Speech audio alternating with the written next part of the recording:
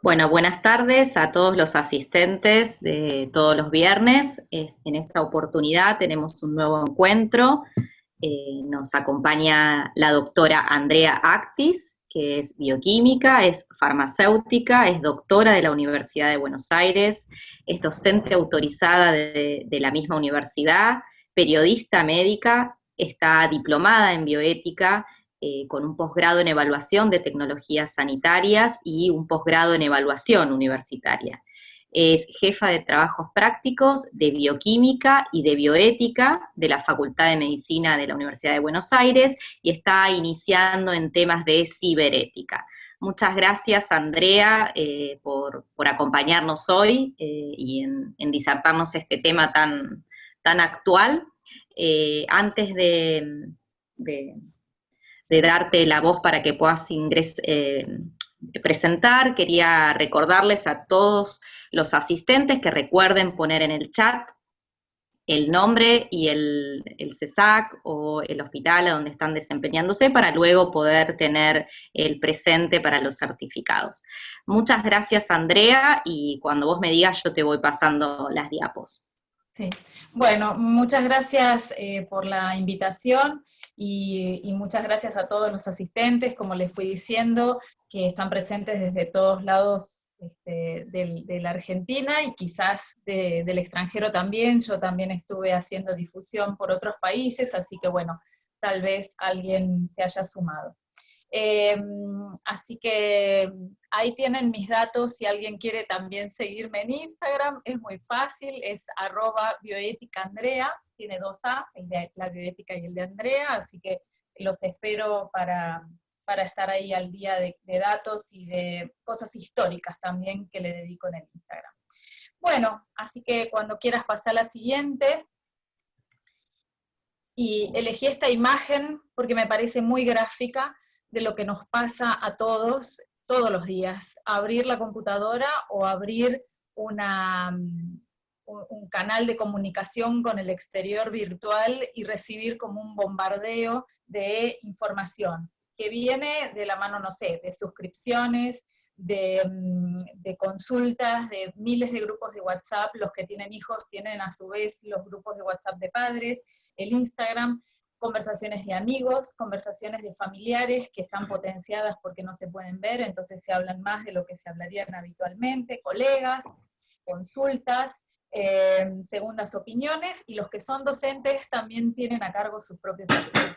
Todo esto es un gran bombardeo de información que nos llega en este mundo virtual que se potenció por la pandemia y que a su vez a todo esto hay que sumarle haber tenido que aprender a usar nuevas plataformas como esta que estamos usando de Zoom, y para algunos seguramente la de Meet, que es la segunda o la que están usando,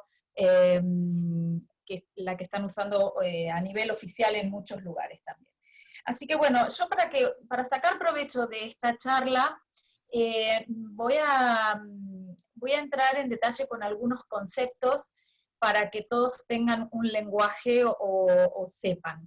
A mí me gusta hacer esta parte de definiciones, está muy bien, sí, sí, porque depende de las edades de los asistentes que tengamos acá, algunos van a estar más relacionados con estos temas y otros no tanto, y pasa que muchos que tienen esa vergüenza profesional de que sienten que deberían saberlo y entonces no preguntan hasta que tal vez tímidamente a alguien, inclusive con esta cuestión de un secreto, no sé qué es tal cosa, andan preguntando por ahí.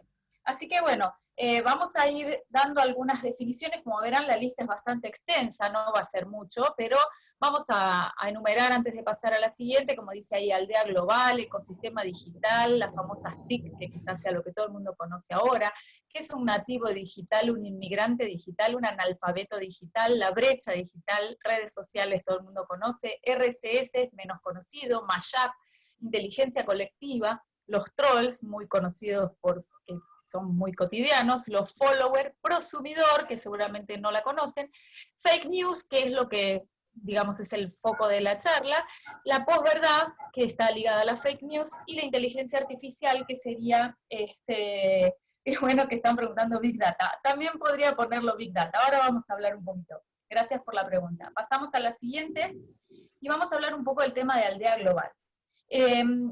Cuando empezó la era de la globalización, que fue por allá por el año 90, y el mundo se globalizó desde lo comercial y lo cultural, y se trató de que no existan barreras físicas o que esas barreras físicas se desdibujen, con la conformación de un montón de mercados comunes, ¿no? Nosotros tenemos nuestro Mercosur, pero también fue el momento en que se unificó Europa y unificaron la moneda, entonces empezó una era de globalización real en la vida cotidiana, que en la medida en que avanzó la etapa de la digitalización, se convirtió ahora en una aldea global en el concepto digital, ¿no? Entonces, esto viene de la mano, como dice ahí, de la innovación tecnológica, y aunque lo resistamos, lamento decirles que esto viene con un crecimiento exponencial. Así que esto en 10 años vamos a estar hablando de otra cosa.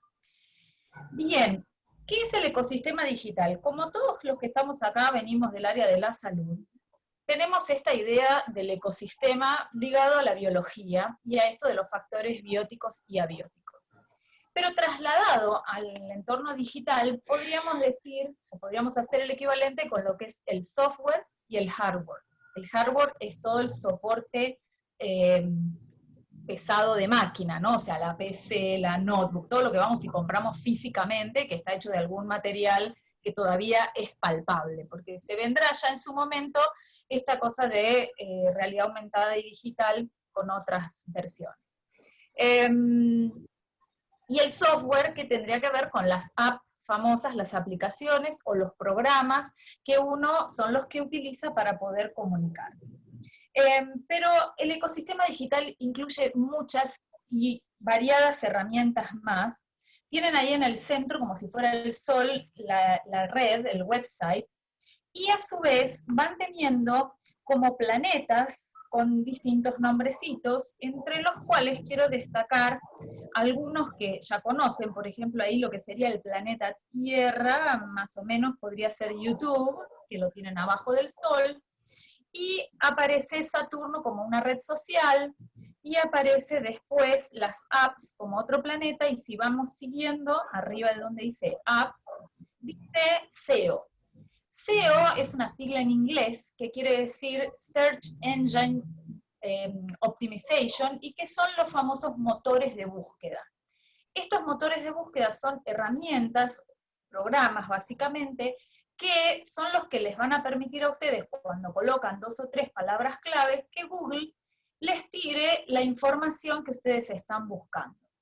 ¿Qué es lo que empezó a pasar? Que muchas empresas empezaron a pagar para poder aparecer posicionados en un mejor nivel, porque cuando uno pone algo a buscar, aparecen infinidad de datos, entonces uno no va a leer esa infinidad, normalmente lee la primera hoja o la segunda hoja, que serán unos 20 resultados, y nada más. Entonces la gente se pelea por ocupar los primeros lugares, que son los que van a captar la atención del público.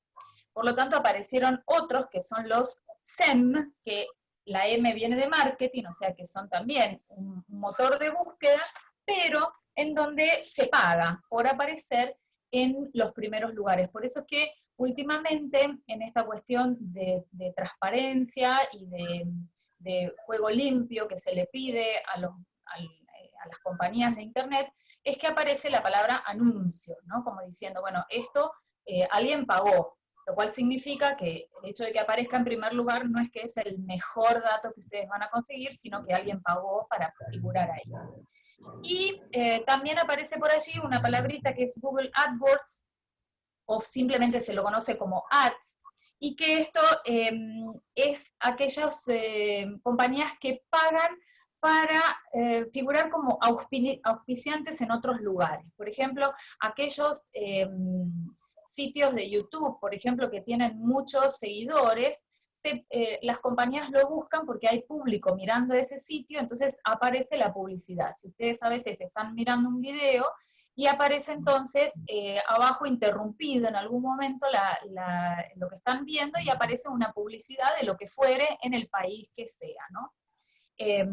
Entonces, esto es lo que, digamos, si uno tiene una versión premium, escapa de eso. Un poco parecido a lo que sucede a nivel televisivo, llevado a los medios digitales. Y aparece por ahí también bastante debajo de Google AdWords aparece BBDD, que son bases de datos, y entonces acá vamos a contestar esto de qué es Big Data. Big Data son bases de datos de enorme cantidad de datos. Por ejemplo, uno puede decir, yo quiero tener un listado de alumnos, ¿no? de AFAM. Ustedes pueden tener, no sé, 20 alumnos, pero en la medida en que van recolectando datos, y sobre todo a través de formularios Google, en donde uno recolecta casillas de mail, entonces uno empieza a tener cada vez más datos, más datos, más datos, más datos. Si a su vez de esos datos uno tiene otros datos, por ejemplo, la edad, de dónde son, a qué se dedican, cuál es la orientación que tienen en su especialización, eso va generando una planilla de datos en donde uno después puede direccionar productos que quiera ofrecer, porque se sabe que la adolescencia va a buscar ciertas cosas y la gente que tiene otra edad va a buscar otras cosas. Entonces, permite básicamente manejar la información.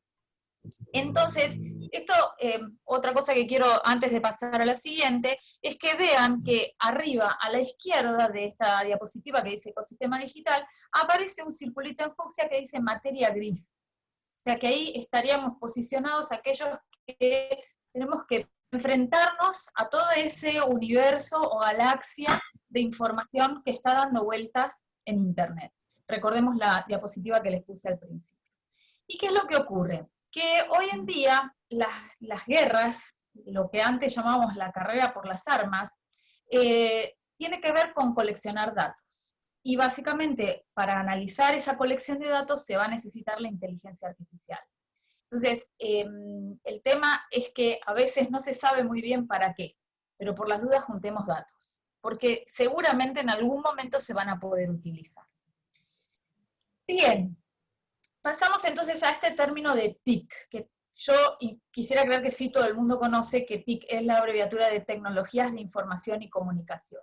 El tema acá es que estas TIC, que en estos momentos, en este año en particular, han eclosionado por la pandemia y que son muy útiles en todo lo que es educación y fundamentalmente en salud también, porque por ejemplo la telemedicina y la receta electrónica, se manejaron a través de estas TIC, pero a nivel dato informativo, la pregunta acá es ¿qué tipo de información voy a transmitir y cómo la voy a comunicar? Es decir, que básicamente vamos a tener que pensar en esas cosas. ¿Qué quiero informar y cómo lo voy a hacer? Pasamos a la siguiente.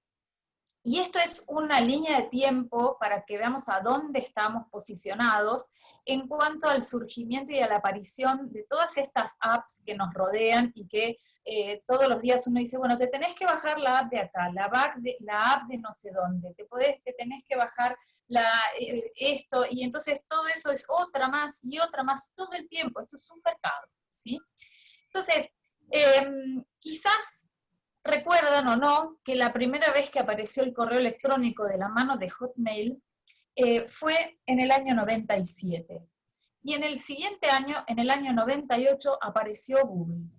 Y a partir de ahí, con el cambio de milenio y con todo el problema, yo no sé si ustedes recordarán o no, del trastorno del I2K y esta cosa de que iban a explotar las computadoras porque se iba a cambiar íbamos a volver al 00 y las computadoras iban a interpretar que era el 1900 y todo eso que pasó en esa época.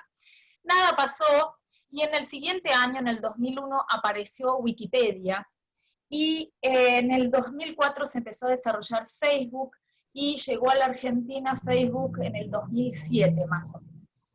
Y a partir de ahí no paramos de tener quizás se la considera un poco como la primera o la más famosa en el mundo occidentalizado.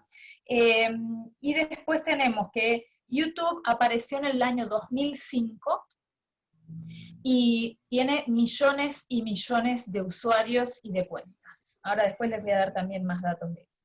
Twitter en el 2006, WhatsApp apareció en el 2009, y una que aparece por ahí en esta, no les voy a hablar de todas, pero bueno, está ahí el muñequito del Snapchat, y una que está ahí con una B en color verde es Vine, que es como si fuera TikTok, es una aplicación para hacer videitos que apareció en el año 2012. Bueno, estamos en el 2020 y tenemos un montón, ¿sí? No las vamos a poner, pero esto era simplemente para recordar a dónde estaba. Entonces, toda esta cuestión y de surgimiento, desarrollo, aprendizaje, programación, hace que la población general la dividamos en 3 sectores según las edades, aunque esto no quiere decir que haya algunos individuos que estén en alguno de los grupos sin tener la edad que dice ahí. Pasamos a la siguiente. Y entonces tenemos los nativos digitales, que son la gente más joven, es la gente nacida, ahí dice después del 95, pero inclusive después del 2000, o sea, este grupo llamado millennials, centennials, que tienen una educación y que tienen un celular desde muy chiquitos, entonces entienden muy bien la dinámica de cómo funciona todo esto. Después tenemos la gente nacida antes del año 95, en donde hemos tenido una infancia de mandarnos cartas escritas por correo, esperar un tiempo, es decir, hemos aprendido de otra manera y hemos tenido que adaptarnos rápidamente a estos tiempos digitales. Y tenemos, eso los vamos a llamar inmigrantes digitales, porque aprendimos un concepto y tuvimos que cambiar. Y por último, podemos agrupar a las personas que nacieron antes del año 55, dice ahí, pero vuelvo a insistir, esto depende del entusiasmo y de las ganas que tengan de aprender a usar las cosas y de sentirse cómodos. Pero para la mayoría de la gente en todo el mundo, se habla de que muchas de estas personas están como fuera de un sistema digital porque no se atreven, porque tienen miedo de hacer lío, de que pase algo, no sé, no aceptan este ensayo y error que uno ha tenido como método de aprendizaje, y entonces se sienten como que quedan afuera del sistema. Estos los vamos a llamar analfabetos digitales. Entonces aparece la brecha digital. Y esta brecha digital la podemos, digamos, analizar desde 2 puntos de vista. Por un lado, desde la capacitación, es decir, la brecha digital en tanto personas que tienen un nivel económico bueno y tienen una capacidad intelectual buena, pero no tienen la entusiasmo de meterse en lo digital y resisten, ¿no? Entonces eso genera esta brecha entre los que manejan lo digital y los que no quieren saber nada con lo digital, que lamentablemente se van metiendo, porque el cajero automático, porque el colectivo con la SUBE, porque la carga de cosas, que los datos, que home banking, que todo lo que pasó, tuvieron que a la larga meterse en él. Pero también está la brecha digital desde el punto de vista económico, es decir, todos aquellos que no pueden acceder porque no tienen el dinero suficiente para acceder a las tecnologías o a la comunicación. Y también aquel que tiene el dinero, y que tiene las ganas de meterse, pero que solamente lo utiliza, por ejemplo, como diversión. Es decir, gente que puede tener el último celular, la última tablet, la más cara de todas, pero solamente lo va a utilizar para manejarse con juegos en red. Entonces tampoco le está sacando provecho a la cuestión digital. Por lo tanto, acá el planteo es, digamos, ¿qué tipo de información quiero acceder? ¿A qué cantidad de información? ¿De qué fuente? O sea, ¿de dónde estoy obteniendo esa información? ¿Para qué la voy a usar? ¿Cómo la voy a compartir? ¿Y cómo se produce esa información, que va a ser parte también de esta charla que estamos viendo? La siguiente tiene un conjunto de iconos de redes sociales que nos dominan actualmente, que son Facebook, Instagram, Twitter, Google, Snapchat, YouTube, WhatsApp y LinkedIn. Yo creo que todo el mundo acá, mínimo 6, usa. Entonces, estamos digitalizados. La que sigue.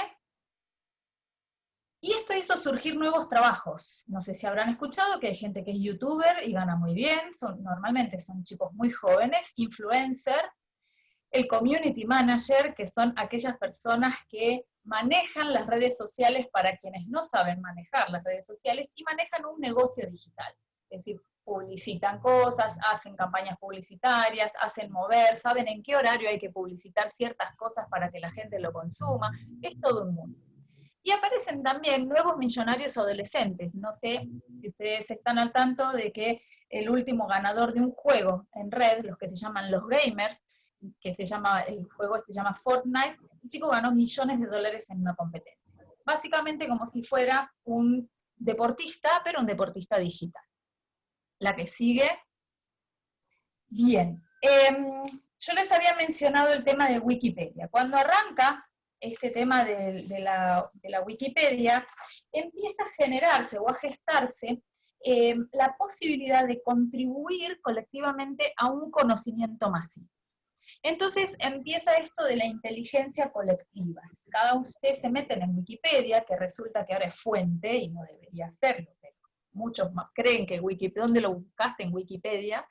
La Wikipedia se construye con la colaboración de la gente, mucha, quisiera creer, con honestidad, es decir, trata de aportar datos, trata de aportar inclusive citas bibliográficas, se pide dentro de la Wikipedia que la gente que va a colaborar lo haga de buena fe, pero eso no quita que todo el mundo realmente lo haga o no. Por eso se van a encontrar que a veces uno busca datos y se encuentran distintas fechas de nacimiento, de muerte de algunas personas, porque fueron aportadas por uno y por otro. Es decir, esta colaboración es entre todos, como podemos, y aportando lo que nosotros creemos que es, en tanto y en cuanto no haya una cita bibliográfica de las que sabemos que tienen peso porque han sido corroboradas por alguna institución académica o por una revista de prestigio internacional, ese dato a veces se pone cita pendiente también en Wikipedia, ¿no? Entonces, aparece este nuevo concepto, que es lo siguiente. Todos nosotros que somos usuarios de Internet, aparecemos consumiendo, pero también produciendo información. Por eso es que nos vamos a llamar prosumidores. Producimos información y la consumimos al mismo tiempo. El tema de todo esto tiene que ver con qué tipo de información es la que estamos produciendo. La que sigue tiene que ver, porque nos toca, por el tema que vamos a hablar y porque somos profesionales, si estamos produciendo conocimiento científico o si estamos produciendo opinión, una mera opinión. Porque esto es muy diferente, todos sabemos, y cómo se comparte y dónde se busca y sabemos lo que cuesta generar un paper, que lo aprueben, que aparezca publicitado, que aparezca publicado, perdón, versus las opiniones de me parece bien o me parece mal, o yo creo que es esto y tal cosa.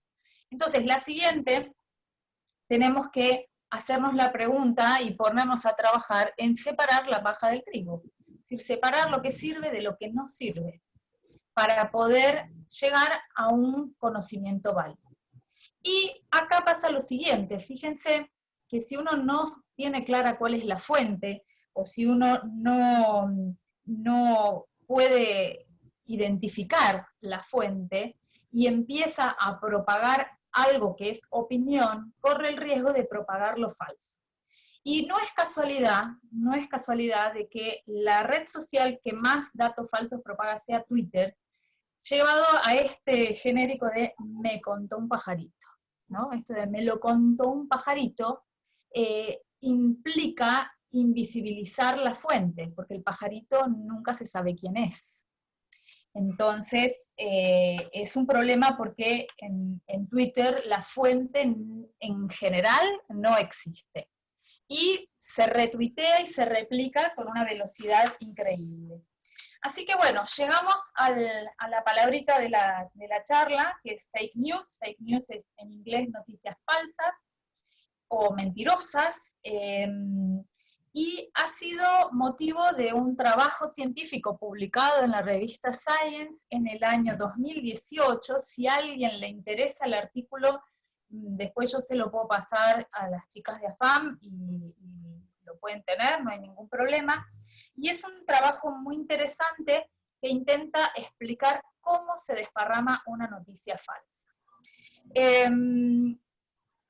Antes de llegar a la conclusión que tomó Science, a mí me gustaría pasar a la siguiente, y vamos a ver que una de las cosas que pasa es que plantar, como dice ahí, o crear una noticia falsa y empezar a desperdigarla, ha sido muy fácil a partir de la propagación de un montón de redes sociales. Es decir, que el surgimiento de la red social favoreció la aparición de estas noticias falsas. Y también porque mucha gente empezó a tener teléfonos celulares que antes no tenía. Entonces todo es mucho más fácil porque uno va todo el tiempo está 24 horas conectado a Internet.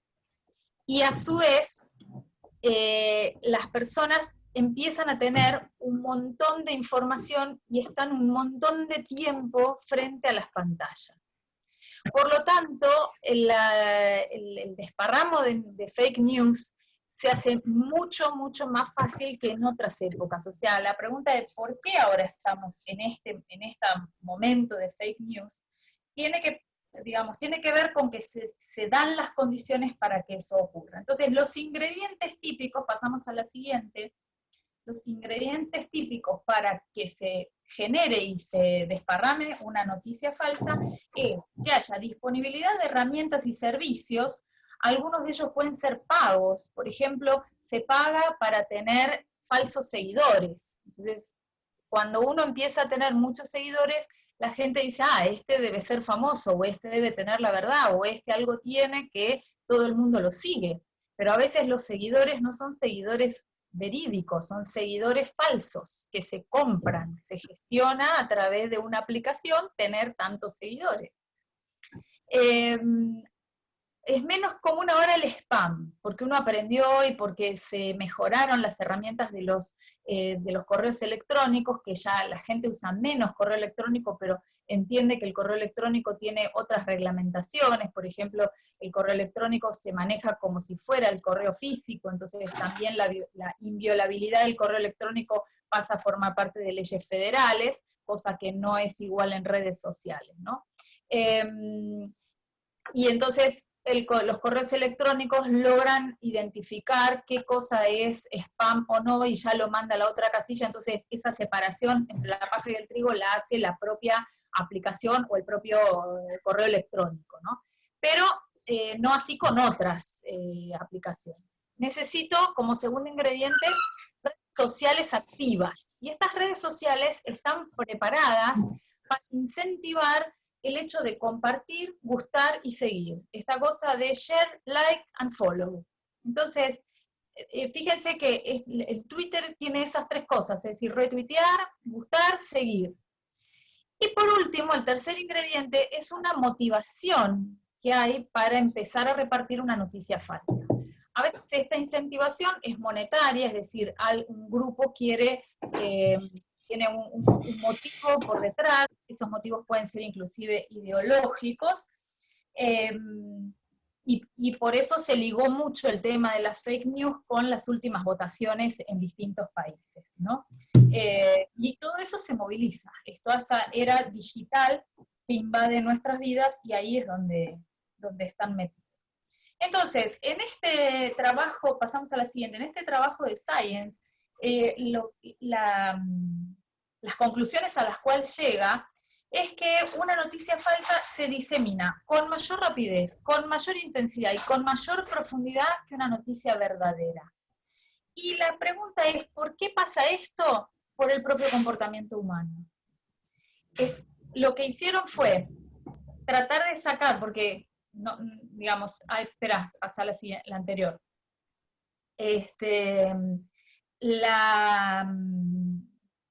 Cuando hacen este estudio, ellos dicen, bueno, pero hay muchas fake news que por ahí están movilizadas o entran en juego en las redes sociales a través de los famosos bots, que son los robots que mandan automáticamente estas, no es una persona, sino que es una aplicación la que se encarga de repartir o de retuitear. Entonces hicieron un estudio en donde sacaron todo aquello que se consideraba proveniente de un bot y quedaron con todas aquellas acciones hechas por humanos. Y cuando hacen eso, se dan cuenta de que en realidad es la propia naturaleza humana la que le gusta, por morbo si quieren, difundir más las noticias falsas que una noticia verdadera. Esto es lo que publicó Science en el año 2018. Ahora sí, la que sigue. Estos son ejemplos que yo les traje de una publicación que también la tengo para el que le guste. En realidad es un capítulo de un libro que se llama justamente Fake News y Ciberpropaganda, básicamente dedicado a la propaganda política. Pero, ¿qué es lo que pasa? Que las noticias falsas no son solamente falsedades, tienen una consecuencia, y hay veces consecuencias muy dramáticas. Por eso les puse ahí fake news y efectos reales dramáticos. Esto es una imagen de cómo evolucionó la bolsa en Estados Unidos a partir de un falso tuit que decía que habían atacado la Casa Blanca y que estaba herido Obama. Ahí dice, 2 explosiones en la Casa Blanca y Obama que está herido. Y fíjense que esa bajada que tienen ahí, que duró nada más que 3 minutos, pero en 3 minutos la bolsa cayó tanto que se perdieron 136 billones de dólares por un falso tuit. La que sigue es lo que pasó con el precio del barril del petróleo por un falso tuit que decía que había sido asesinado el presidente de Siria. Entonces, ven cómo se puede registrar eso ahora, y se ven los efectos reales muy dramáticos. Entonces vamos a la que sigue, que tiene que ver con el tema que nos toca, y qué es lo que pasa cuando se dispersa o se desparrama una fake news sobre la pandemia. Y en donde lo que se está viendo, porque esto es el día a día, la estamos viviendo, entonces los trabajos científicos se tienen que, no pueden aparecer de un día para el otro, y lo que se está viendo es que el mayor peligro está vinculado con la diseminación de noticias falsas vinculadas a los tratamientos para la cura. Ya todo el mundo sabe toda esta información que se difundió respecto de si era o no era un tratamiento la cloroquina, la hidroxicloroquina, y lo más dramático, el dióxido de cloro, con algunas muertes que todos sabemos.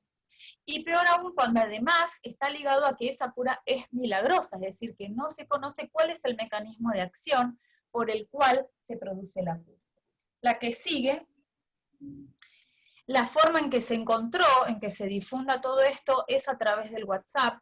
Quiero creer que a todo el mundo le habrá llegado, y sobre todo cuando empezó la pandemia, cuando teníamos más la pandemia de miedo que efectivamente de la enfermedad, los WhatsApp eran de audio, y esto pasó en todo el mundo, no solamente acá. Era, bueno, me dijo un amigo que tiene un tío en Wuhan, está pasando tal cosa, es decir, empezaba así el WhatsApp, y o si no decía, esto me lo confirmó un amigo que trabaja en el instituto tal y cual. Acá uno de los que tuvimos fue el del Hospital de Clínicas, diciendo que era lo que estaba pasando, y entonces el ingrediente extra que se le agrega a la fake news es agregar, o sea, transmitir en cadenas de amigos, o sea, en WhatsApp de amigos o de parientes, y también asociar a esto algún tipo de institución oficial, con lo cual se aumenta la credibilidad de la construcción de la fake news. Pasamos a la siguiente. Y entonces tenemos esta situación que es la posverdad. ¿Qué es la posverdad? La verdad, en términos filosóficos, como diríamos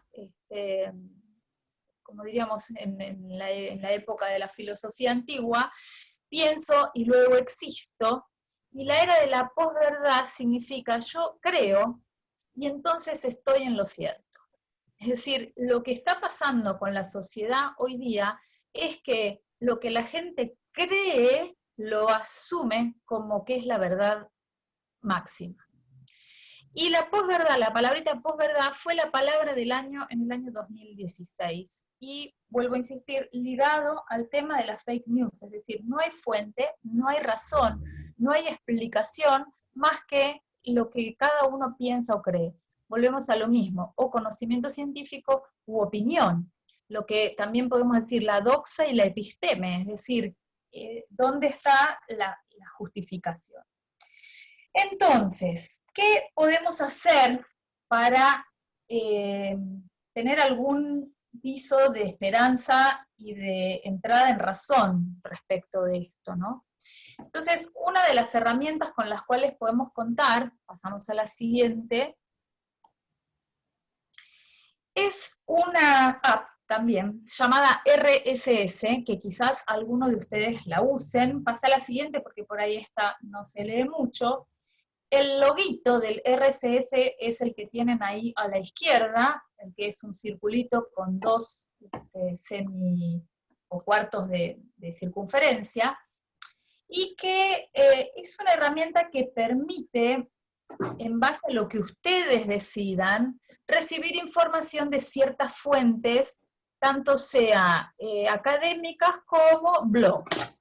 Entonces, este RSS, que uno de los nombres más comunes es Rich Site Summary, o también Really Simple Syndication, lo que hace o lo que permite es que ustedes lo programen. Por ejemplo, yo quiero recibir los títulos de los trabajos de Nature, Science y tal otra, o el Journal of Cardiology, todas las semanas. Entonces, esta herramienta hace el trabajo por ustedes. En vez de ustedes ir y entrar en Science y ver qué es lo que dijo, o recibir en el mail las últimas noticias, con esto, que ustedes se lo descargan y lo tienen ahí, lo cargan. Lo mismo puede pasar con, quiero recibir los titulares de tal diario, tal diario, tal diario.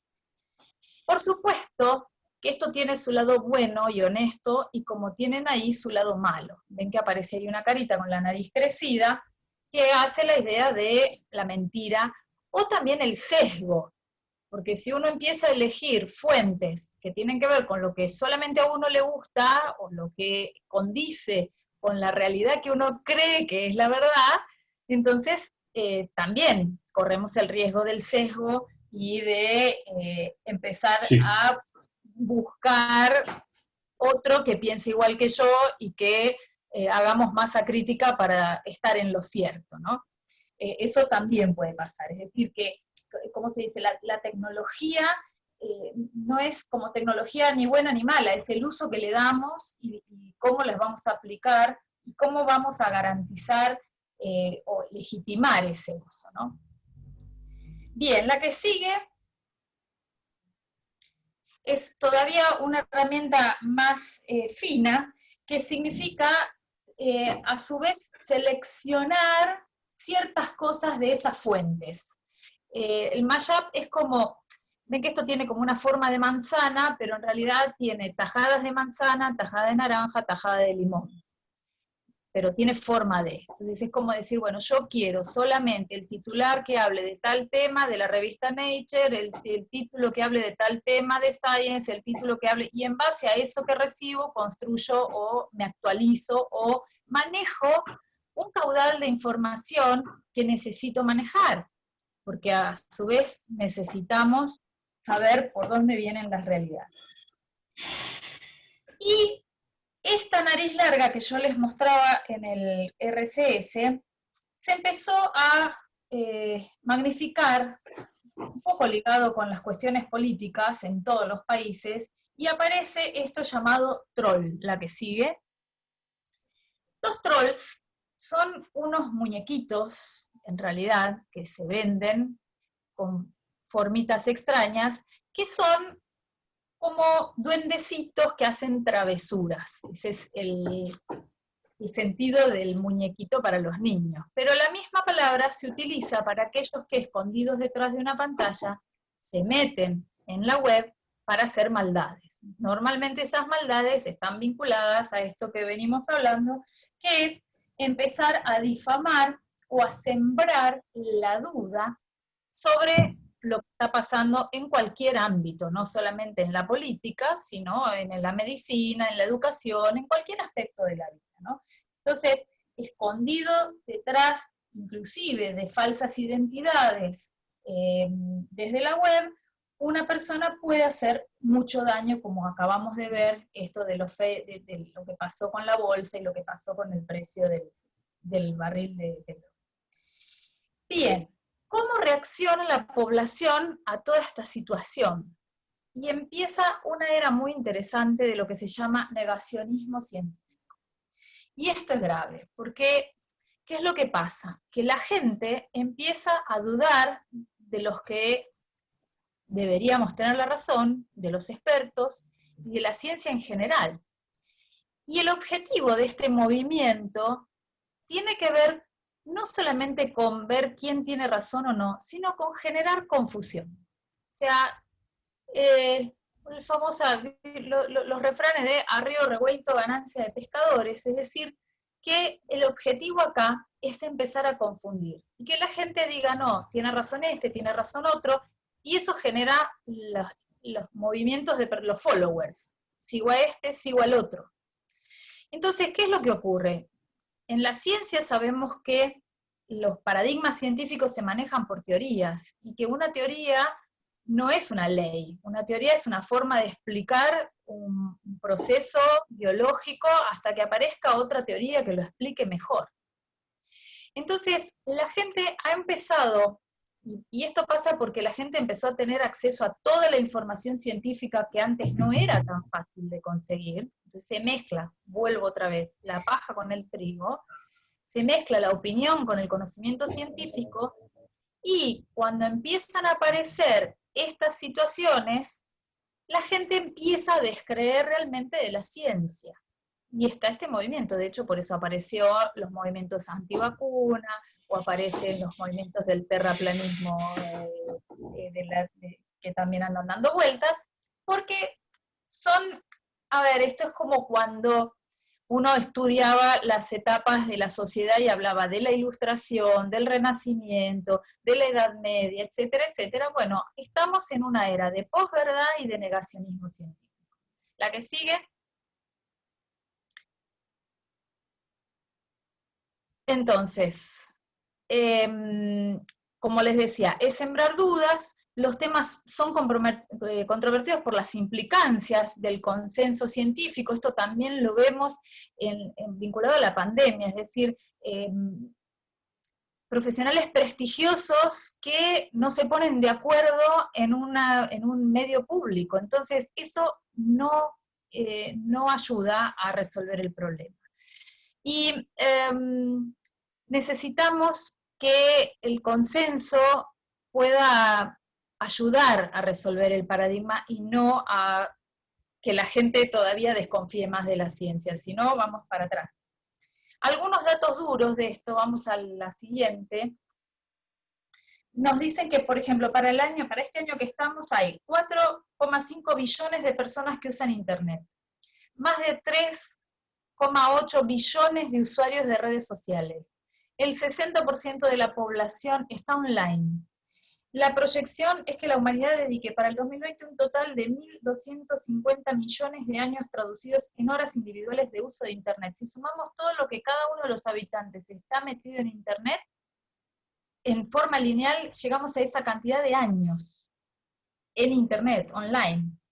Algunas personas, por ejemplo, lo comparan, este es un dato interesante, dice que una sola edición del New York Times tiene más información que toda la que manejaba en su vida un londinense promedio del siglo XVII. Y esto es simplemente para tener una dimensión de la cantidad de información que manejamos. Ahora, cuando empieza la pandemia, se suma otro problema, que es el exceso de información vinculado a la pandemia. Entonces aparece esta palabrita que fue la infodemia, como demasiada información a su vez sobre la pandemia. Por eso es que empezaron a sugerir con bastante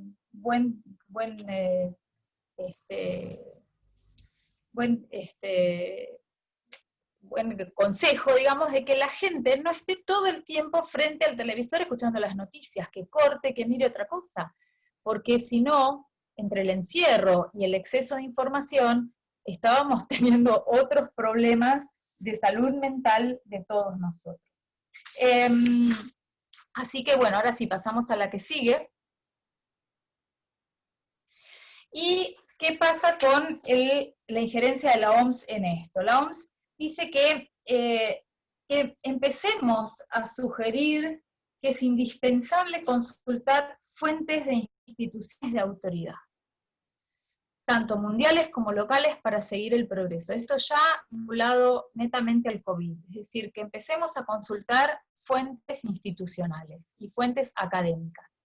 Ya hay muchos papers dando vuelta, con lo cual dan sustento a, digamos, la realidad de las teorías, o si no hay teoría, ¿sí? Es decir, que no haya evidencia científica respecto de que pase tal o cual cosa. Y una cosa interesante es que, así como empezó a circular fake news, que también empiecen a circular documentos que sean un poco más verídicos y con mayor apoyo y sustento de red de fuentes verídicas para ese corrimiento.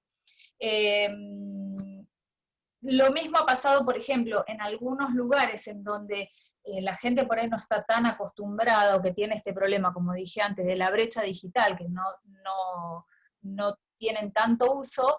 La OMS recomendó en los municipios que se emita por altoparlante. Lo hemos visto en varios lugares que pasaban camiones anunciando si se tenían que quedar, que usen el barbijo, es decir, cuáles son las recomendaciones que se están haciendo para la pandemia en este caso. La que sigue. Bien, entonces, aparece esta palabrita de infoxicación. Ya en el año 91, Gurman había propuesto de que, como estaba viendo mucha información dando vuelta, la gente se ponía un poco ansiosa, y entonces apareció el término de ansiedad informacional. Que tenía que ver con la diferencia que había entre toda la información que recibimos y que comprendemos y aquello que creemos que deberíamos comprender. Es decir, esta cosa de cuánto deberíamos saber para entender algo y qué información nos está llegando para eso. Por eso dice que esa ansiedad informacional tenía que ver con un agujero negro entre los datos y conocimiento, y qué ocurre cuando la información no nos dice todo lo que necesitamos saber. Eso también es que ahora empiezan a aparecer otras palabras como misinformación o desinformación, que después les voy a comentar un poquito más. Y quien acuñó el término infoxicación fue en el año 2001, vuelvo a insistir en el año, es el año en el que surge Wikipedia, y que la gente empieza a acceder, que Google ya estaba funcionando, y entonces Cornella dice que infoxicación, dice el concepto de productividad personal, está muy ligado con algo que creo que va a ser muy importante, y que es la idea de que tenemos un exceso de información, y que para poder ser más productivos vamos a tener que poder manejar este exceso de información. Y que en un momento especial, de especial locura mental, lo denominé infoxicación. Así que a todo el mundo le pasa de que si quisiera ser más productivo, debería tener más información y a su vez poder procesar toda esa información, y a su vez esto en poco tiempo. La siguiente nos dice que la infoxicación se traduce como una emoción de angustia en la persona que la padece, aparejada por la sensación y percepción de que hay tanta información en su panorama que no la puede asimilar, ni evaluar, ni organizar, ni digerir, ni seleccionar, ni parametrizar convenientemente.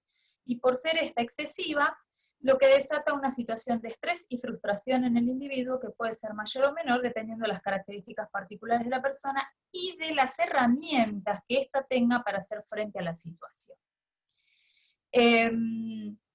Entonces, ¿qué es lo que ocurre? Que esta infoxicación nos deja de alguna manera como paralizados y nos va a quitar autonomía de decisión, porque uno no cree que no tiene toda la información correcta. Entonces, esto es como, alguien una vez usó un ejemplo que me parece muy interesante. Cuando un avión tiene que llegar a destino y o los pilotos pueden poner el avión en piloto automático, esto lo hacen porque el avión recibe un montón de información que le permite seguir un curso y encontrar el punto donde quiere ir. Si algo de esa información es dispersa, no es correcta o es faltante, el avión nunca va a ir a destino y podría estar dando vueltas en círculo todo el tiempo en piloto automático. Entonces, eso es lo que pasa con una persona infoxicada o lo que pasa con la sociedad infoxicada, que no va a encontrar una salida porque no encuentra, está tan disperso y tan mezclado todo que no puede lograr un procesamiento productivo de esta información. La que sigue. Bien, entonces, para ir resumiendo, la sociedad tiene acceso a mucha información, cosa que antes no pasaba. En estos últimos 20 años, sobre todo, es cuando empezó a pasar esto. ¿Y por qué? Porque Internet creció exponencialmente, porque todo el mundo tiene acceso a mucha información en el teléfono, cosa que antes no pasaba. El teléfono era para llamar y nada más. Y porque no se preocupa responsablemente en comprobar su verdad. Es decir, a esto se le suma el hecho de que naturalmente el ser humano tiene tendencia a creer más en lo que es falso que en lo que es verdadero. Por otro lado, desconfía, crónica e incrementalmente, e incluso justificadamente a veces, porque hay veces que se publican, hemos conocido casos de publicaciones falsas que después se tuvieron que retractar, en los profesionales y en los medios, que son quienes deberían garantizar la veracidad de la información. Si yo confío en una revista Science y a los 4 años de un paper me entero de que el paper era falso, que pagó por datos o que falseó los datos, se pierde la credibilidad de la fuente. Además de esto, el público también es productor y editor de los propios contenidos. Con lo cual hay falta de objetividad en esto, como antes lo habíamos dicho, y entonces el público, es muy interesante esta frase, el público se convierte en herramienta de su propia manipulación. Es decir, nosotros empezamos a crear nuestra propia realidad, en base a lo que creemos que pasa. Por eso, tanta teoría conspirativa sobre un montón de cosas, no solamente sobre la pandemia, hay teorías conspirativas para todo. La que sigue, para distraer con un par de imágenes. Dice, una mentira pone en duda todas las verdades, o sea, que con solamente sembrar la duda ya se caen todas las posibilidades de verdad. Y alguien le preguntó una vez al gran Aristóteles, ¿qué se gana con la mentira? Y dice, que no te crean cuando dices la verdad. Entonces, se dañar la credibilidad de las personas es, digamos, muy difícil de remontar, porque después siempre va a dudar, la desconfianza va a estar siempre presente. Entonces, frente a esto, ¿qué perspectivas nos quedan? Pasamos a la siguiente. ¿Qué podemos hacer? Entonces, por un lado, ponernos dentro de donde estamos, que es un mundo académico profesional, ¿no? Entonces, en ese sentido, existen herramientas que se están trabajando para poder identificar estas fake news. Y para poder hacer esto es que en estos momentos se hace uso, porque no hay otra forma, de la inteligencia artificial.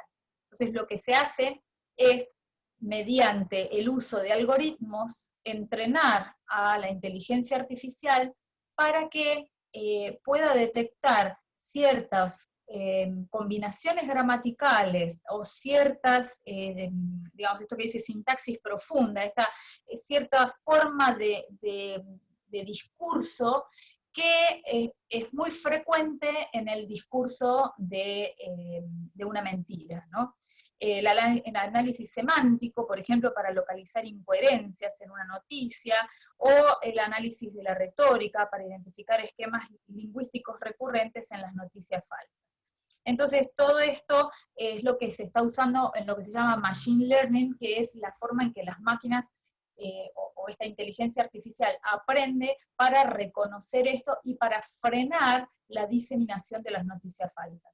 Yo no sé si ustedes saben que la semana pasada, a través de una especialidad, que es el ciberdelito, o la investigación del ciberdelito, se pudo encontrar a uno que era un gran productor de noticias falsas en Estados Unidos, y que se hizo con una tarea muy de hormiga, que es empezar a seguir los caminos que ha seguido una noticia falsa. Por ejemplo, si a mí me mandó alguien una noticia falsa, alguien me la mandó, entonces se busca quién me lo mandó, y quién se lo mandó a ese, y quién se lo mandó al otro, y quién se lo mandó al otro, y entonces así dieron con una persona que desperdigaba muchas noticias falsas, y lo detuvieron.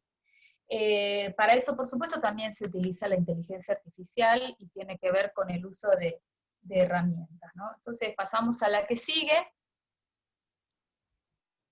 y tenemos ahí la imagen que creemos que es una inteligencia artificial aprendiendo, y que tiene que ver con las ciencias de la computación, claramente, y que vamos a decir que una máquina es inteligente cuando es capaz de percibir el entorno, cuando lleva acciones que maximizan sus posibilidades de éxito en algún objetivo o en alguna tarea. Básicamente, la gente que se encarga de enseñarle a una máquina a pensar, lo hace como uno haría con una criatura, es decir, que es más o menos, o entiende que son los mismos procesos de aprendizaje para interpretar o para tomar decisiones, básicamente. Son algoritmos de decisión. Y para eso hay programadores, ¿no? En este sentido, el uso de la inteligencia artificial es lo que permite manejar volúmenes de información, ¿no? Por ejemplo, acá en Argentina hay un robot para toda la parte jurídica y de leyes, que acorta muchísimo los tiempos para algunas resoluciones administrativas de esto, ¿no? Y prontamente la inteligencia artificial tiene que ver con, por ejemplo, albergar datos de historias clínicas, o como se vio, por ejemplo, usar la inteligencia artificial para cargar o para analizar imágenes radiológicas y determinar por análisis de imágenes si una persona tiene o no tiene neumonía. Eso también se utilizó se lo hizo en algunos países para el caso de COVID. La que sigue, entonces, plantear algunos desafíos institucionales que tienen que ver con entender que la salud pública se va a beneficiar si las instituciones de salud y las instituciones académicas también empiezan a tener estrategias formales para gestionar el conocimiento, y para poder incorporar programas que digamos, permitan la alfabetización digital, que permitan que la gente, que el público, también empiece a ser responsable en la identificación del tipo de información que le llega, y también responsable en qué va a hacer al recibir esa información. Esto tiene que empezar a ser parte de los procesos de educación, no solamente a nivel institucional, sino a nivel, digamos, institucional, pero digo, no académico, sino también de los colegios, ¿no? De la primaria y la secundaria. Uno está acostumbrado por ahí a tener, o ha tenido, un montón de cursos sobre el uso responsable de medicamentos, y bueno, empezaremos a tener cursos de uso responsable de las redes sociales, o uso responsable de todo lo que tenga que ver con lo digital, ¿no? La que sigue. Quiero destacar, por ejemplo, y poner como ejemplo algo que empezó a circular a partir de mediados de agosto, en donde a partir de un montón de teorías conspirativas que se conocían por WhatsApp, básicamente, o por Twitter, entonces la Sociedad Argentina de Inmunología, muy acertadamente, sacó un comunicado que también se difundió por WhatsApp, y quizás no se difundió con la misma velocidad, profundidad y rapidez que fue las noticias falsas, en donde hacía una especie de desmitificación de lo que estaba pasando en la sociedad. Entonces, por ejemplo, a partir de afirmaciones que circulaban, una de ellas decía que el SARS no pudo ser aislado de muestras respiratorias ni ser cultivado, decía, no, esto es incorrecto, y se logró tal y tal cosa, y mencionaba las fuentes, y mencionaba los sitios de internet que se podían consultar. La siguiente es la continuación de todo esto, yo creo que a más de uno le debe haber llegado, y que a mí me resultó extraño que de momento, seguramente debe haber más, pero no me llegaron más que esta, o sea que a veces yo creo que un compromiso que uno puede tomar es empezar a gestionar en sus lugares de acción, aunque sea cortito, alguna forma de transmitir información que tenga más validez que las noticias falsas que circulan. Sería una forma de contrarrestar todo esto. La que sigue es también parte de lo mismo. Y bueno, acá tenemos entonces para reflexionar qué es lo que estaba haciendo ahora, ¿no? Es decir, ¿cómo puedo hacer un aporte, ¿no? Pensar si cuando uno recibe algo, sea lo que sea, cualquier noticia, la noticia también a veces es un meme, ¿no? Y esos memes también pueden tener su efecto de generar una reacción en el público que lo recibe, una duda, o sea, los memes también con el humor se siembra la duda, y uno puede reírse y pasarlo, pero la gente dice, y puede ser que sea verdad. Es decir, entonces, pensar si realmente hacemos un aporte con lo que compartimos, a quién le puede interesar lo que estamos compartiendo, y de esa manera también estamos siendo un corte con esa infoxicación, así actuando un poco como los que terminan con las cadenas de los radicales libres, ustedes me van a entender, ¿no? Es decir, funcionar un poco como esas cortes que hacemos, esos antioxidantes que evitan la cadena de cascada de radicales libres. Después empezar a preguntarnos, salir un poco del piloto automático, del avión en círculos, y decir, esta fuente es válida, ¿quién lo escribió? ¿A quién escuchamos? ¿Quién lo dice? ¿Cómo chequeo que esa información está, ¿no? ¿Qué es lo que voy a comunicar? ¿Qué mensaje estoy ayudando a amplificar? Porque no nos damos cuenta que esa noticia falsa salió de alguien a buscar un objetivo. Entonces, ¿a quién estamos ayudando a amplificar esto? Entonces, también, por eso es que se ha empezado a hablar un poco de contrarrestar con la era de la responsabilidad, de empezar a inculcar la responsabilidad personal y de cuidado del otro y de uno mismo.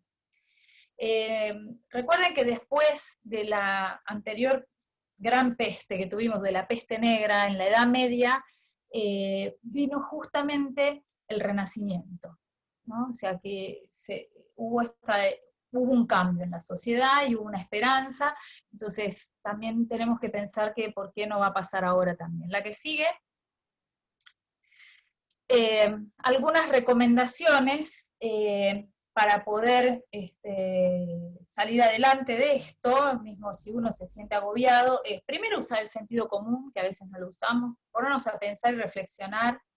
Y también esto nos va a servir a manejar nuestro propio tiempo, ¿no? Hay todo un área que dice la economía de la atención, cómo manejar la atención, que tiene que ver con cuánto tiempo le dedicamos a las cosas, ¿no? Porque también esas nos quitan tiempo y energía para seguir adelante o en lo que estábamos haciendo. Después podemos buscar soluciones basadas en cuestiones tecnológicas, es decir, no pensemos que acá la tecnología, si bien tiene un lado malo, que es permitir que se propaguen las falsas noticias, también la tecnología nos va a ayudar a parar esa falsa noticia y a seguir construyendo conocimiento bueno y confiable. A nivel educativo, los que sean docentes, empezar a asumir un rol de facilitador de los mecanismos para el manejo de la información. Porque acá hay un cambio. Ya el método académico de llenar a la gente de datos, va a quedar obsoleto en poco tiempo, porque los datos están en Internet, y los datos son más fácilmente accesibles que la memoria. Uno, si no se acuerda de algo, pone en el Google y con cualquier último teléfono enseguida está el dato. Entonces, el docente va a tener que empezar a pensar en tener otro tipo de rol, Y en este caso sería empezar a llamar la atención sobre la responsabilidad de esa información a la cual accedemos. A nivel institucional, contribuir con documentos oficiales. Yo creo que está faltando eso, hago una crítica en general. A mí me parece que todas las instituciones de todo el mundo están un poco lentas y están yendo atrás de la pandemia en poner documentos que clarifiquen la situación y que se hagan responsables de ese documento, como hizo, por ejemplo, lo que les mostré de la Sociedad de Inmunología. Y también que sepan que la OMS, eso sí, se meten en la página, abrió canal oficial para denunciar noticias falsas. Es decir, que si uno encuentra una noticia falsa, uno puede denunciarlo en la OMS. Y entonces también contribuir con esta observancia de, llamémosle el delito de la mentira. Eso lo pueden explorar en la página de la OMS, pueden poner fake news OMS o denuncia y les va a aparecer. Bien, la que sigue. Entonces esto nos lleva un poco a empezar a insistir con una ética de la información y de los medios de comunicación, y acá viene un poquito todo este campo nuevo que hay, que es en el cual me estoy formando, pero que es apasionante, y que tiene que ver con esto de la ciberética, y que es el estudio filosófico de la ética relacionada con los entornos virtuales, y que abarca justamente el comportamiento del usuario ante las computadoras, ya sea para aquello que están programadas a hacer, y también cómo afecta este vínculo entre las personas y para la sociedad. Por ejemplo, temas que se están debatiendo actualmente, no sé si saben también que el Congreso de los Estados Unidos llamó a una reunión con los gerentes de los mayores proveedores de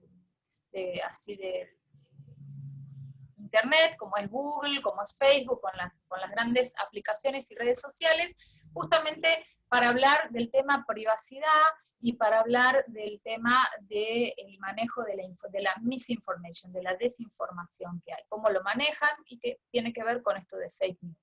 Pero también hay otros temas, el tema de la propiedad intelectual, de los derechos digitales, la libertad de información, la brecha digital, y que inclusive para muchos este tema de la tecnología digital es la cuarta revolución industrial, y saben que todas estas revoluciones industriales han llevado a la generación de manifiestos de derechos humanos, y entonces va a aparecer prontamente la cuarta generación de derechos humanos, que empiezan en algunos países, por ejemplo, el derecho a la desconexión, el derecho al teletrabajo, o sea, cuáles son los derechos, qué pasa si uno está en su casa y se lastima y está trabajando, es decir, cuestiones que van más a lo pragmático y a las situaciones de la vida cotidiana, que de repente se nos vino todo encima por el tema de la pandemia. Bueno, y para cerrar esta charla, y justamente porque esta semana falleció Quino, y yo creo que muchos hemos tenido a Mafalda en la memoria, nuestra memoria, y quise poner esto como cierre, que dice cuidado y responsables trabajando.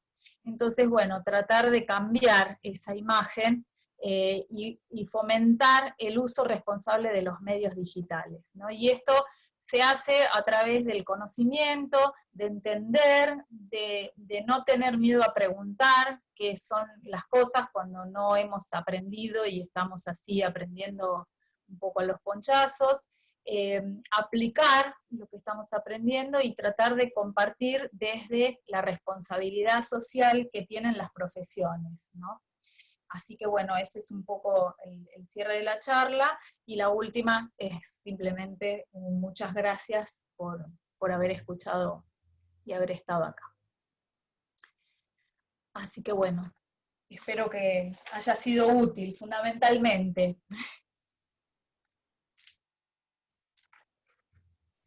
Muchas gracias, Andrea. Ahí ya había dejado de compartir. La verdad que nada, muy actual, muy interesante. Invitamos a que los asistentes puedan a través del chat hacerte preguntas sobre lo que nos has presentado. Yo particularmente te quería hacer preguntas porque obviamente nos pasa constantemente en el día a día, creo que a todos los farmacéuticos, ya sea que trabajamos en el ámbito de atención primaria o que trabajamos en el hospital o que tenemos pacientes, amigos, familias que nos preguntan constantemente y uno nota intuitivamente que hay una tendencia a mayor credibilidad a las fake news que a la información sólida, fundamentada. Yo te quería preguntar si vos tenés alguna hipótesis o podés llegar a reflexionar sobre por qué puede pasar esto. No, es que es este trabajo que está en Science que llegan a esa conclusión. Es el instinto humano, es el comportamiento humano. Por eso decía, es que nos gusta, es el morbo. Entonces, Sí. no hay un estudio, habría que hacer un estudio científico de por qué. Sociológico, ¿no? Pero es como, claro, es como que, a ver, cuando uno estudiaba Kant, Kant te decía que, bueno, que estaba lo bueno y lo malo, ¿no? O sea, que en el hombre coexiste la tendencia a hacer el bien, pero también tiene la tendencia a hacer la maldad.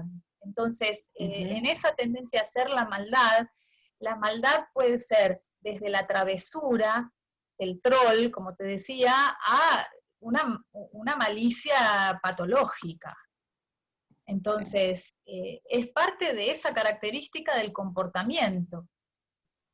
Lo que ocurre es que uno tiene a mí me da la sensación de que eso se podría cambiar con una educación temprana. Sí, vos nos dejás varias propuestas, Claro. ¿no? Creo que, Sí. que está muy claro en eso cuánto ayudaría a cambiar esto, ¿no? Mm.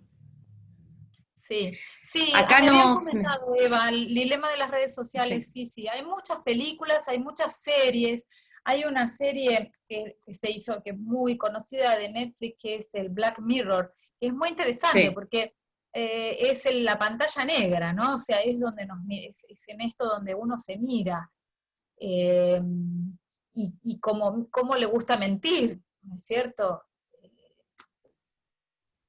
Es un aspecto Sí, que en algunos casos puede ser quizás cultural. Tal vez sería interesante un estudio cultural del manejo de la mentira, porque, digamos, hay pueblos o hay sociedades que por ahí se sienten más avergonzados por mentir que otros, y eso es cultural.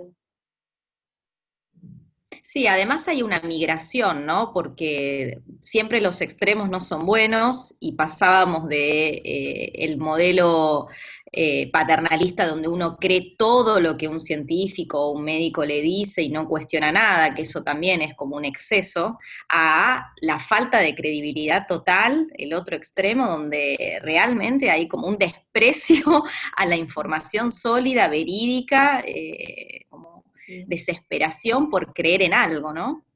Ujú.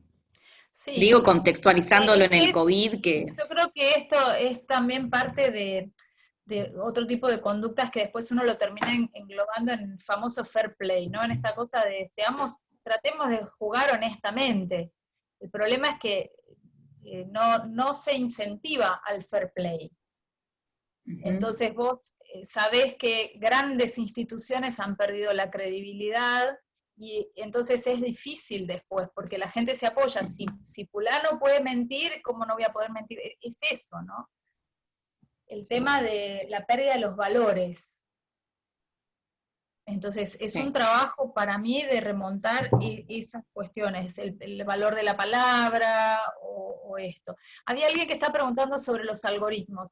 Yo no Sí. sé si vos eh, se refiere a esto de los algoritmos por el RCS, porque el algoritmo es algo que se programa, es decir, vos usás la aplicación, la que tiene los algoritmos es la aplicación.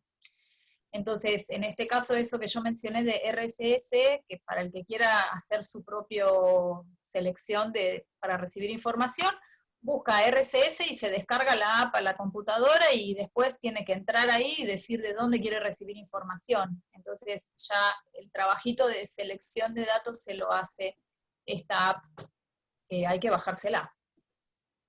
Bárbaro. No sé si te contesté o no sé si es eso. Después ya el tema de algoritmos, vos necesitas un programador que te diga en base a qué datos, qué cosas son las que vos querés investigar, ¿no? Eso ya teniendo la famosa Big Data. Si vos tenés muchos datos, vos decís, bueno, quiero separar por edad, quiero separar por gustos personales, depende de la encuesta que hayas hecho. Claro, exacto, eso también es verdad, o sea, las redes sociales te van, eso, sí. Ah, lo de las placas, te lo tendría que buscar exactamente, pero eso no es un algoritmo, lo que hacían era cargar con placas digamos, como si fueran a un escáner y darle la indicación de cuántos píxeles tiene que tener para decir que eso es una imagen sospechosa o correlativa con tal cosa, y entonces eso es lo que después, cuando inmediatamente analiza una imagen, dependiendo del porcentaje de semejanza con placas de COVID precargadas, entonces podía identificar que tenía COVID. Así era como lo trabajaban. Buenísimo, buenísimo. Y yo una preguntita más, Andrea, te Sí. quería consultar. En este aspecto de las fake news y el vínculo con la bioética, ¿esto se dispara a partir de la situación actual o ya había previamente algunos No, trabajos o algo? el boom de la fake news y la posverdad fue en el 2016, vinculado a todo el tema de las elecciones en Estados Unidos. Ujú. Bárbaro. Eso fue el boom. Y el boom en realidad tiene que ver con tener los tres ingredientes que te decía para poder desperdigar la fake news. Entonces, en la medida en que pasamos del G al otro G, en la medida en que vos empezaste a tener todas las redes sociales en el teléfono, en la medida en que se fusiona WhatsApp con Facebook, es decir, cuando va pasando toda esta cosa del mundo virtual, es que va potenciando que cada vez, digamos, el acceso a la información sea más rápido. Entonces, el acceso a la desinformación también es más rápido. Bárbaro. Bueno, no sé si hay más preguntas en el chat. Bueno, a mí me Bueno, muchos gustaría, comentarios. sí, los vi, o sea, más que nada me interesa que haya sido útil, que les haya llevado, aunque sea a reflexionar, tal vez algunos a tomar algunas decisiones, o generar pequeños boletines de información, no sé, que de alguna manera los oriente y, y bueno. Sí, Este, muchas gracias. Desde AFAM te agradecemos, Andrea, por este espacio que nos has dado un viernes a la tarde y que además es tan actual y tan necesario en estos días, que es el análisis crítico de información, ¿no? Así que bueno, desde ya te agradecemos desde Comisión Directiva y Comité Científico de AFAM y bueno, nada, agradecerte nuevamente. Bueno, muchas gracias a ustedes, gracias a todos los que estuvieron y que se quedaron, como decimos, un viernes, que tengan ganas de estar y bueno, si, digamos, necesitan alguna información, hacerles llegar mi mail o el Instagram, que es como lo que más se está usando en estos momentos. Bárbaro, bárbaro. Muchísimas gracias. Bueno, gracias a todos.